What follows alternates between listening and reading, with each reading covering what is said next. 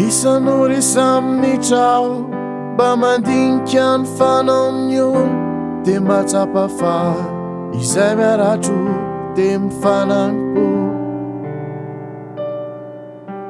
Efa hita tamin'ny tele sy vidéo, ny gazety sy ny radio, fa ty fiainana ty tsy milay raha vao tsisy fitia.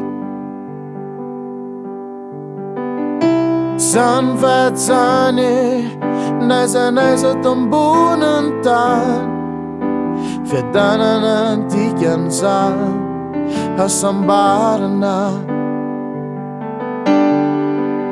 Tsika sy tamin'ny hafaliana sangisangy, fa ny atsika roa ny tsy mba toy izany fa somarafiteny. Satria ndrevinao dia mifamaly, ary isan'andro miatra izany. Mamezaka ao manany any fiainao misafoka hatrany. Mandinika ny tokony atao aho, sao maleran'izao. Tsy alovery isan'andininy sao 𝐄𝐑𝐋𝐀𝐙𝐀𝐿. Zay nao fatinao aho, vidia ianao lay za mitomany tinao sa lay za mitalao. Para mamila fitiavanao aho, mamila tsikitsikinao longolongo feno setiny zany avinavina hatrany. Satria ndrevinao dia mifamaly, ary isan'andro miatra amin'izany.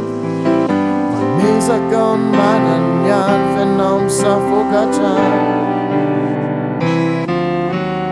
Mandinika ny tokony atao aho, fa sao maleran'izao. Tsy alevery isan'andininy sao 𝐄𝐑𝐋𝐀𝐙𝐀𝐿. Izay nahatonga 𝐄𝐑𝐋𝐀𝐙𝐀𝐀 satria anao to tsy mamaly fity. Raha totsiko mpangama dia tany soianao fatave. Izay no nahatonga 𝐄𝐑𝐋𝐀𝐙𝐀𝐾 satria anao to tsy mamaly fity. Raha totsiko mpangama dia tany soianao fatave.